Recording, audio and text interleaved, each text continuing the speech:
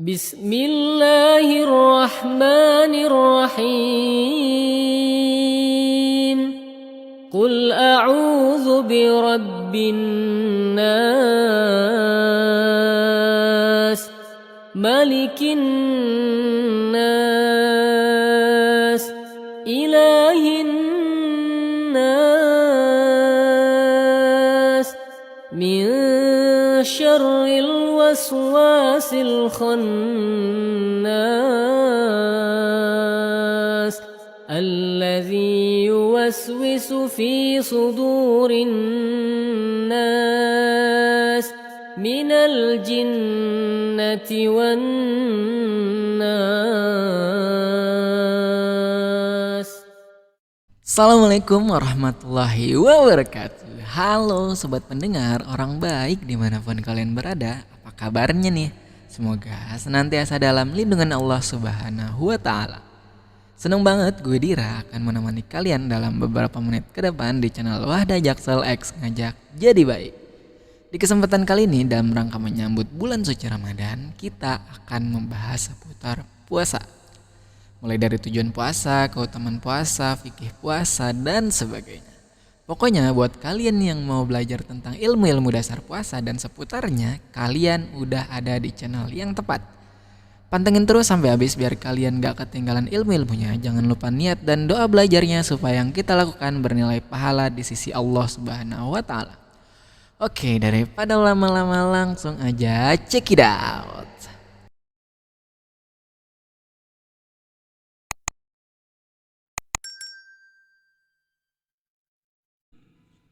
Assalamualaikum warahmatullahi wabarakatuh. Alhamdulillah wassalatu wassalamu ala rasulillah wa ala alihi wa sahbihi wa man walah ma ba'du. Nah, intinya kita muji Allah Subhanahu wa Ta'ala dan bersyukur kepadanya karena berkat Allah ya kita masih diberikan nikmat sehat, iman dan Islam.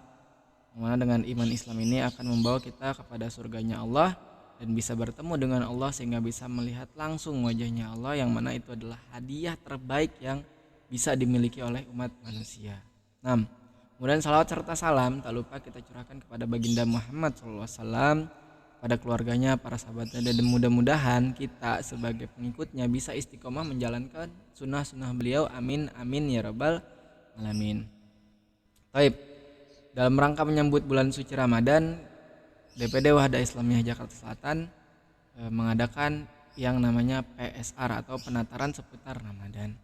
Nah, jadi kita akan menggali tuh ilmu-ilmu tentang puasa, tentang Ramadan. Dan memang singkatnya dalam pertemuan kita pada kesempatan kali ini akan bahas pengenalan dulu lah, apa sih itu puasa dan sebagainya. Baik, biar nggak lama-lama langsung aja. All about puasa Ramadan. Oke, ya pertama definisi jelas. Kita harus tahu tuh apa sih itu puasa gitu. Nah, yang namanya puasa, teman-teman, dalam bahasa Arab disebut shaum atau siam. Maknanya adalah al-imsak anisyai atau menahan diri dari segala sesuatu, dan ini memang sudah ada dituliskan di Al-Qur'an secara umum ya. Jadi definisi umum dari puasa ini. Nah, disebutkan di surat Maryam surat ke-19 ayat 26. Auzubillahi minasyaitonirrajim. Inni nazartu lirrahmani shauman. Ada sauman. Nah, ini terakhir. Nah, sungguhnya aku telah bernazar puasa untuk Tuhanku yang Maha Pengasih. Nah, jadi dalam konteks ayat ini kalau kita pahami dari runtutan sebelum dan sesudahnya, sebutkan menahan diri yang dimaksud adalah atau bernazar puasa ini maksudnya tidak berbicara dengan siapapun gitu. Jadi maknanya ya bisa seperti ini penggunaan kata sauman. Kemudian secara syariat atau istilah, kalau disebutkan puasa maknanya kalimat ini. Jadi menahan diri dari sesuatu yang membatalkan puasa mulai dari terbit fajar sampai tenggelamnya matahari disertai dengan niat. Nah, di sini saya sudah tuliskan jadi 3 poin penting dari satu kalimat tadi, yang mana ya mudah-mudahan bisa memudahkan kita untuk memahaminya. Intinya adalah menahan diri dari sesuatu yang membatalkan puasa mulai dari subuh sampai maghrib, simpelnya itu. Kemudian disertai dengan niat, yang mana nanti niat ini menentukan apakah puasanya puasa Ramadan, puasa sunnah, puasa mutlak, dan sebagainya. Oke, kita masuk ke sejarah pensyariatan puasa. Jadi puasa Ramadan ini disyariatkan pertama kali pada bulan Sya'ban tahun kedua Hijriah. Nah, dan memang sebelum itu memang udah dikenal nih, puasa tuh memang udah ada gitu. Dan juga di kalangan ahli kitab udah tahu juga yang namanya puasa yang sehidup semasa dengan Nabi Muhammad SAW. Nah, di sini Allah Subhanahu wa taala berfirman, pensyariatannya di sini, Auzubillahi minasyaitonirrajim, ya ayyuhallazina amanu kutiba alaikumusiyam kama kutiba alal ladzina min qablikum la'allakum tattaqun. Wahai orang-orang yang beriman, diwajibkan atas kalian berpuasa sebagaimana diwajibkan atas orang-orang sebelum kalian agar kalian bertakwa. Jadi memang di sini juga Allah sebutkan bahwa emang orang dulu tuh juga puasa gitu loh. Akan tetapi ini harus tahu nih, akan tetapi puasa Ramadan belum pernah diwajibkan sebelum itu. Jadi memang sebelum ada ayat ini turun, ya puasa ya secara umum aja mungkin dalam tahunan ada sekali 2 kali gitulah. Nah, tapi di momen ini Allah suruh kita puasa sebulan full gitu. Dan memang ini menjadi keistimewaan dari umat Nabi Muhammad SAW. Karena orang-orang dulu belum, nah kita dikasih nih gitu. Istimewakan, dikasih privilege, beda. Nah, kemudian ada dalil juga tentang wajibnya puasa gitu. Di puasa ini wajib teman-teman sekalian. Nah, ini silahkan dilihat dalilnya. Saya akan bacakan sedikit dari awal sampai poin kalimatnya. Auzubillahi minasyaitonirrajim. Syahrul Ramadan allazi unzila fihil Qur'an hudal linnasi wa bayyinatin minal huda wal furqan. Nah, di sini teman-teman. Faman syahida minkumus syahra falyasum. Nah, faman syahida minkum, barang siapa yang hadir gitu pada di antara kalian asyahra pada bulan itu falyasum, maka berpuasalah. Jadi inti kalimatnya dari kewajibannya ada di sini gitu. Dan silahkan nanti dilihat dari keseluruhan ayat, di pause dan sebagainya, nggak masalah. Kemudian hukum meninggalkan puasa, tadi kan kita tahu nih puasa tuh wajib, maka kalau nggak puasa gimana, boleh apa enggak? Nah, secara logika simpelnya adalah nggak boleh, maka haram meninggalkan puasa tanpa uzur syar'i gitu. Jadi kalau alasannya nggak jelas nggak boleh nggak puasa, harus gitu. Maka pertanyaan selanjutnya adalah kalau dia tetap meninggalkan puasa gitu, gimana tuh statusnya dia? Nah, maka nanti dibagi menjadi 2. Pertama ada kafir, kedua ada fasik. Nah, kok orang nggak puasa bisa jadi kafir sih gitu kan? Nah, bahaya nggak tuh? Nggak puasa dong bisa jadi kafir. Jadi ada garis bawahnya dulu ya, syarat dan ketentuan berlaku. Jika dia mengingkari kewajiban secara mutlak, gitu, benar-benar dia sebenarnya tahu, dia udah belajar. Di Al-Quran disebutin tuh, kayak tadi misalnya puasa Ramadan tuh wajib, terus dia tetap enggak gitu, saya mengingkari gitu kan. Nah, itu baru hukumnya kafir. Dan FYI for your information, orang yang seperti ini ya di dalam hukum Islam, ia diperlakukan layaknya orang murtad, di mana ia diminta bertobat terlebih dahulu gitu kan. Orang yang tadi ini yang mengingkari, jika ia tobat maka ia harus dibunuh sebagai penegakan hukum had. Nah, lu serem nggak tuh? Nah, ketentuan ini berlaku dengan syarat juga, syarat dan ketentuan masih berlaku juga, bahwa orang tersebut bukan orang yang mualaf atau orang yang tinggalnya jauh dari ulama gitu. Kemudian fasik gitu kan, fasik ini karena dia meninggalkan tanpa uzur syar'i. Maksudnya dia tahu puasa wajib, dia ngakuin, tapi emang dia nggak mau aja gitu. Saya tahu ini wajib tapi nggak mau gitu kan. Maka pemerintah muslim berhak memenjarakannya dan melarangnya dari makan minum pada siang hari. Nah, ya ini sesuai dengan kalau memang negara tersebut negara yang memang pure menegakkan syariat ya gitu. Kemudian ya hal ini agar puasa tetap dirasakan dan dilakukannya meskipun hanya sekedar formalitas gitu. Kemudian teman-teman sekalian, udah tahu kan hukum-hukumnya, kenalnya, dalilnya, sejarahnya. Nah, ini ada hikmahnya. Kita harus tahu nih, apa sih hikmahnya, apa sih rahasianya puasa, apa sih faedah atau keuntungannya puasa gitu kan. Oke, di sini secara singkat ada 4. teman-teman sekalian. Dan ya saya mau kasih sedikit wejangan lah, bahwa memang kita puasa tuh memang karena Allah. Kita puasa tuh bukan karena hikmahnya.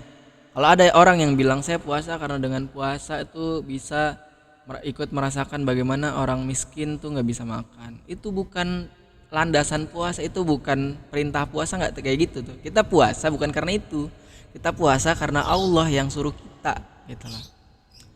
Nah, jadi ya yang tadi adalah efeknya, hikmahnya atau pelajaran yang bisa kita ambil gitu loh. Nah, oke, udah sampai situ aja. Kemudian kita langsung ke poin pertama. Pertama, puasa tuh menghidupkan hati. Nah, puasa dapat menghidupkan hati seorang mukmin agar ia senantiasa merasa diawasi oleh Allah.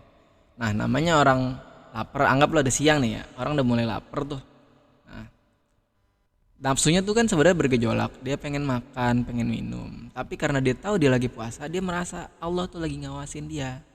Gitu. Yang mana kalau kita lakuin ini setiap hari berkelanjutan sudah mendarah daging. Nah, efeknya adalah ketika kita selesai Ramadan, kita menghadapi situasi yang mana gejolak nafsu tuh pengen kita maksiat misalnya. Nah, maka udah terbiasa kayak gitu, kita jadi bisa merasa diawasi Allah oleh Allah gitu. Nah, itu memang wujud dari hati yang hidup gitu. Kita tahu bahwa memang oh ini nggak boleh gitu. Oh Allah lihat. Nah, seperti itu. Kemudian yang kedua, momen pendalaman spiritual. Jadi puasa tuh ya salah satu cara untuk pendalaman spiritual. Kenapa?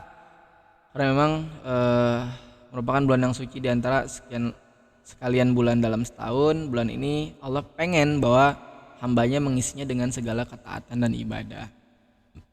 Yang kita tahu mana Ramadan ini sebulan full kita puasa, dan memang kalau kita lihat dari Nabi Muhammad SAW, Nabi itu ibadahnya makin jor-joran kalau puasa gitu, kalau bulan Ramadan. Maka ya kita sebagai pengikutnya kita ikutin gitu, dan ya kita juga harus meresapi nih dalam setiap ibadah yang kita lakukan. Ya benar-benar kalau bisa tuh dalam pikiran kita tinggalkan dunia gitu. Ya terlepas tentu kalau lagi kerja, cuma ketika momennya lagi ibadah benar-benar pure, rasain bahwa kita lagi beribadah. Kita dengan mindfulness kita, ya kita merasa oh ya Allah, ini waktu yang Kau berikan untukmu ya Allah, benar-benar aku pengen dekat kepadamu gitu. Nah, seperti itu. Kemudian yang ketiga, melembutkan hati gitu loh. Nah, ketika seorang muslim selalu merasa kenyang dalam hidupnya, biasanya akan membuat kepekaan perasaannya tertutup akibat hatinya yang telah mengeras. Jadi memang kebanyakan makan bisa mengeraskan hati. Nah, dengan berpuasa bisa melembutkan hati. Nah, dari hati yang keras memang nanti akan timbul ya nir empati gitu loh.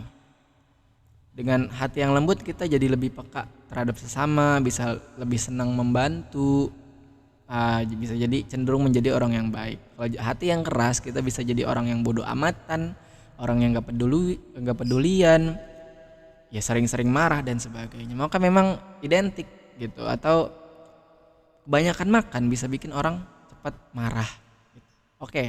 Kemudian yang keempat, menimbulkan kasih sayang di antara kaum muslimin. Nah, bahwa salah satu fondasi utama yang dapat memajukan masyarakat muslim adalah adanya rasa kasih sayang di antara sesama tuh.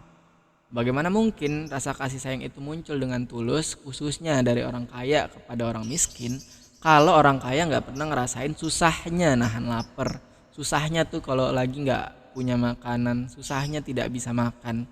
Nah, efeknya adalah ketika orang kaya dia berpuasa, kemudian dia rasakan penderitaan dari kelaparan, maka mudah-mudahan dari situ dia akan sadar, oh tidak enak ya. Dan selanjutnya adalah ketika dia di kemudian hari dalam keadaan yang berkecukupan, dia ngelihat orang yang ya susah, dia ngelihat orang yang lagi kelaparan, dia tergerak hatinya untuk membantu, untuk menjadi dermawan.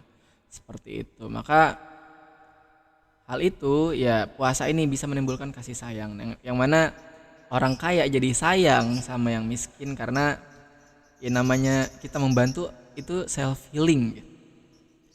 Bener nggak? Setuju nggak? Kalau kita bantu orang, kita ada rasa kebahagiaan yang muncul. Nah, jadi Dan juga orang yang dibantu tentu merasa senang, ya enggak? Ya kira bisa sayang. Asik, sayang itu ternyata timbul dari kesenangan ya. Oke, jadi kalau mau saling sayang, saling senang-senang bareng ternyata.